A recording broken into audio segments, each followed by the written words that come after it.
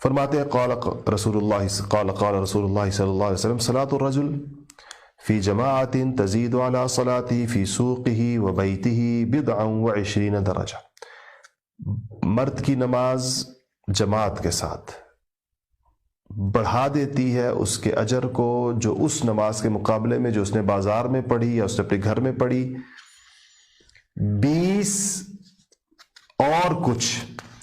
بضع ایک لفظ یہاں پر آئے بضعن، تو یہ لفظ جو ہے یہ 3 سے لے کر 9 تک کے لیے استعمال ہوتا ہے، 3 سے لے کر 9 تک کے لیے۔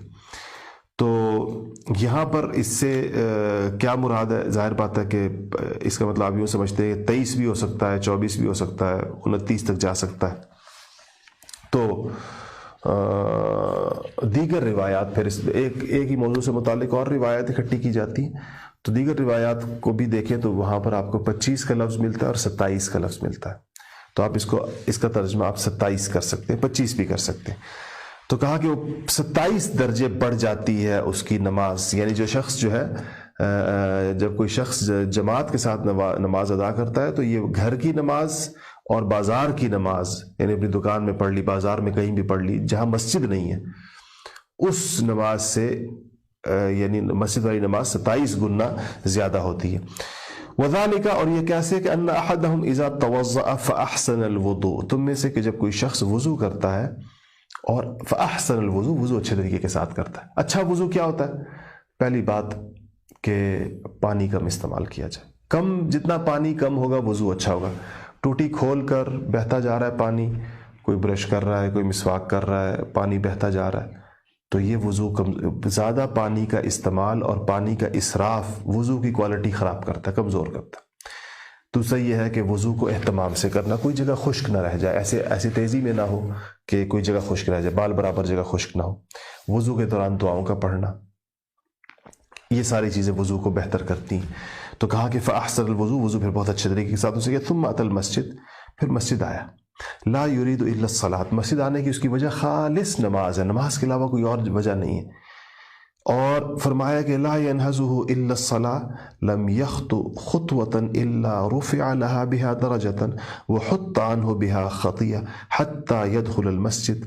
اب آپ نے اگلی اس کی تفصیل بیان فرمائی، آپ نے فرمایا کہ جب وہ آتا ہے اور اس کا کوئی دوسرا مقصد پیش نظر نہیں ہے تو ہر قدم کے بدلے میں 1 درجہ اس کا بلند ہو جاتا ہے، اور 1 گناہ اس کی ہر دفعہ مسجد آنے پر، اور 1 گناہ اس کا کیا ہو جاتا ہے، وہ دورا 1 درجہ اللہ جل شانہ بلند کر دیتے ہیں، اور 1 گناہ اس کا جو ہے وہ کم ہو جاتا ہے۔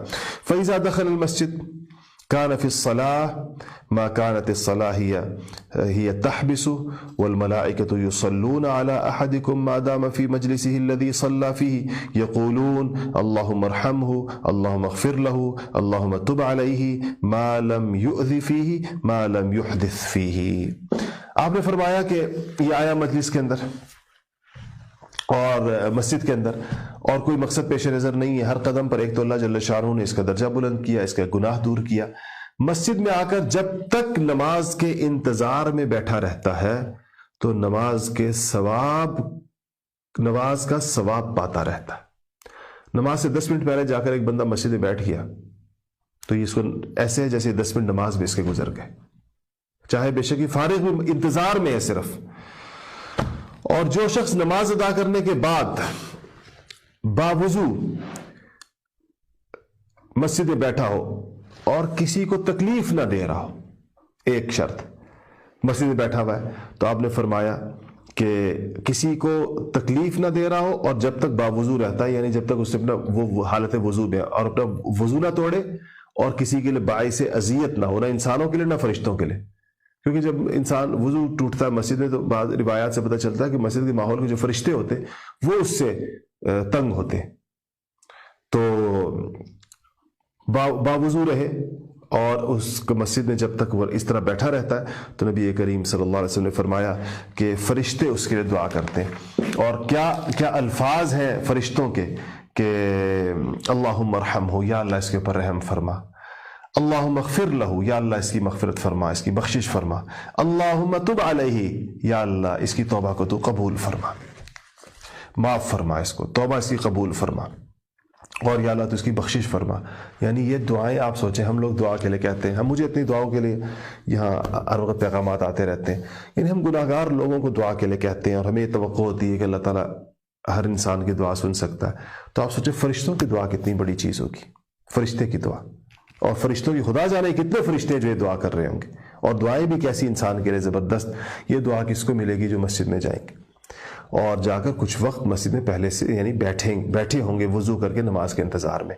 تو اسے پتہ چلا کہ جب اذان ہو جائے تو بس تیاری کر کے مسجد جانا چاہیے. گھڑی آخری وقت تک دیکھتے رہنا کہ جماعت کھڑی ہو گئی یا نہیں, کھڑی ہو گئی یا نہیں, اور پھر بھاگتے ہوئے جانا, تکبیر اللہ انسان سے, سانس اس کا پھولا ہوا ہے, پھر بھاگتے ہوا بندہ جو ہے کبھی کسی کے ساتھ گاڑی کھڑی کرنے میں بھی مسئلہ, یا موٹر سائیکل کھڑی کرنے میں مسئلہ, کبھی ادھر کر دی کبھی ادھر کر دی.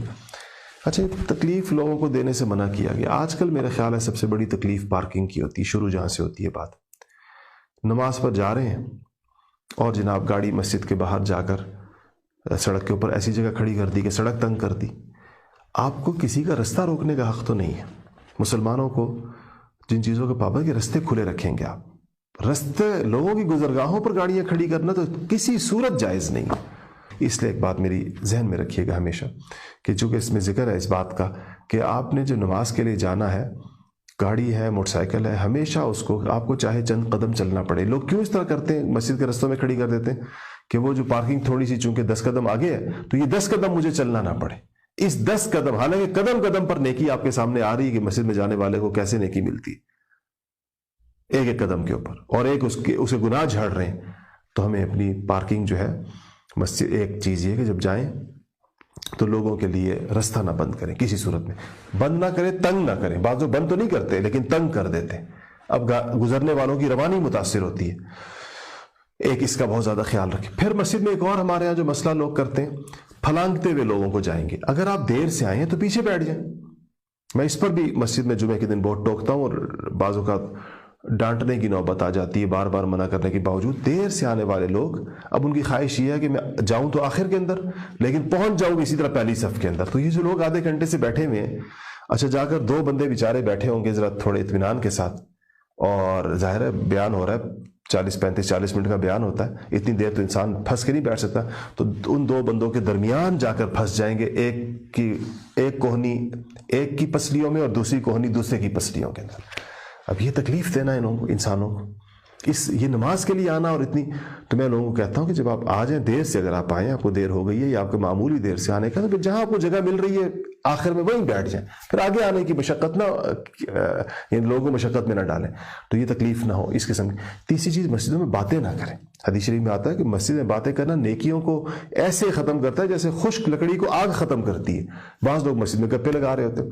بعض بزرگوں کی بھی عادت ہوتی ہے, جو 2-4 بزرگ حضرات جو کونے کے اندر کرسیوں پر بیٹھے ہوتے ہیں, انہوں نے وہاں پوری چوپال لگائی ہوئی ہوتی ہے, ایسی زبردست گپ شپ ہو رہی ہوتی ہے, جیسے لگتا ہے کہ پتہ نہیں یہ کسی حجرے میں یا کسی ڈیرے پر بیٹھے ہوئے, مسجد میں بیٹھے.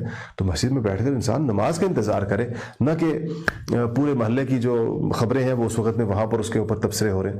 یہ 3 4 5 ہماری وہ عادت ہے. اسی طرح جوتے رکھنے کے معاملے میں, جوتوں کی جگہ کے اوپر جو ہمارے یہاں مسئلے پیدا ہوتے ہیں, لوگوں کو پھر اپنے جوتے نہیں مل رہے ہوتے ہیں.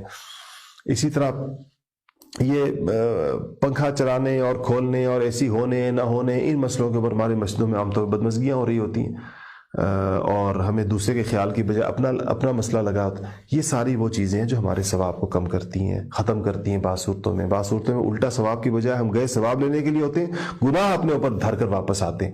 یہ قوم کی تربیت ہے, یہ علماء کی بھی ذمہ داری ہے, اساتذہ کی بھی ذمہ داری ہے, والدین کی بھی ذمہ داری ہے. میں سب سے, چونکہ آپ حضرات کو پتہ ہے کہ الحمدللہ اس وقت بھی ہزارہا لوگ پوری دنیا میں, اور پھر باقی دن میں بھی لوگ سنتے ہیں, کہ میں اساتذہ سے کہتا ہوں کہ خدا کے لیے قوم کی تربیت کریں, سمجھائیں یہ بات. ان سے پہلے والدین سے کہتا ہوں کہ اپنے بچوں کو سمجھائیں اور اپنے بچوں کو یہ تربیت کریں, کوشش کریں کہ وہ اس کے اوپر آئیں. اساتذہ اپنا کردار ادا کریں, اور علماء اس چیز کو قرآن و سنت کی روشنی میں قوم کے سامنے ضرور رکھیں اور ان کو ضرور بتائیں, تاکہ ہم کوئی مہذب معاشرہ بن سکیں. اور تہذیب اور متانت کا یہ سفر جو ہے, ایک اسلام نے جو چیزیں سکھائی ہیں, لوگوں کو پتہ چلے مسلمانوں کا طرز معاشرت کیا ہوتا ہے. آج دنیا کے سامنے اسلام کا طرز معاشرت موجود ہی نہیں ہے. کتابوں میں لکھا ہوا ہے, احادیث میں لکھا ہوا ہے, قرآن میں موجود ہے, زندگی میں موجود نہیں ہے. ہماری بہت بڑی کمی ہے. اللہ جل شانہ ہمیں اس کے اوپر عمل کرنے کی توفیق نصیب فرمائے. اور نماز مسجدوں میں جا کے مردوں کو پڑھنی چاہیے۔ خواتین کی ذمہ داری ہے اپنے بچوں کو، جوان لڑکوں کو اور چھوٹے بچوں کو بھی، جب تک وہ شور نہ کریں۔ بہت شور والے بچوں کو بھیجنے سے یہ ہوتا ہے کہ لوگوں کی نماز خراب ہوتی ہے، لیکن اس کو تھوڑا سا جب بچہ اس قابل ہو جائے کہ وہ مسجد میں گند نہ کرے اور مسجد میں زیادہ شور نہ کرے، تو اس کو مسجد کی عادت ڈالنی چاہیے۔ والد کو بھی، شوہروں کو بھیجیں، اپنے بھائیوں کو بھیجیں مسجد کے اندر، اذان ہو جائے تو ان کو ترغیب دیا کریں کہ مسجد جا کے نماز پڑھیں۔ بعض لوگ بجائے مسجد جانے کے بس وہیں مصلی ڈالا اور نماز پڑھ لیتے ہیں، یہ طریقہ نہیں ہے نماز۔